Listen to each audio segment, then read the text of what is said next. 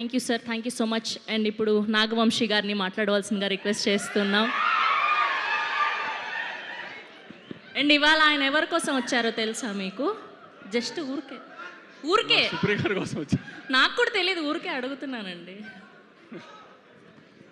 ఇందాక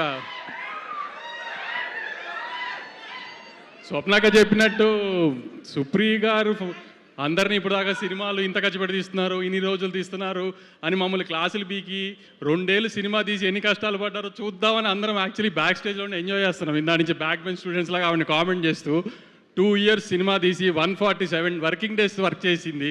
సో మమ్మల్ని ఎవరిని తిట్టే రైట్ లేదని వెనకాల నుంచి ఆవిడని ఎక్కిరిస్తానికి వచ్చాము. యాక్చువల్లీ మేము విష్ చేయడం కంటే ఎక్కువ సుప్రియ గారికి ప్రొడ్యూసర్ కష్టాలు ఏంటో శేష్ గారు చూపించినందుకు నేను చాలా థ్యాంక్స్ శేష్ గారు.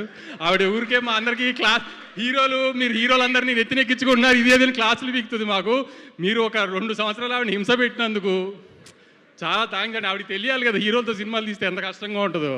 వాళ్ళ తమ్ముళ్ళతో వాళ్ళ మావయ్య గారితో సినిమా తీసి ఏం నొప్పి తెలియలేదు ఆవిడకి. బయట హీరోలతో తీస్తే ఎలా ఉంటుందో తెలుస్తుంది కదా ఆవిడ. అయినా మీరు మా అందరి క్లాసులు పీకి ఫైనల్గా సినిమా తీసినందుకు మీకు ఖచ్చితంగా హిట్ రావాలని గట్టిగా కోరుకుంటూ, మీరు త్వరలో ఇంకా బయట హీరోలతో సినిమాలు తీసి మాలా కష్టపడాలని కోరుకుంటున్నాను. Thank you. Thank you Vamsi గారు. Thank you so much.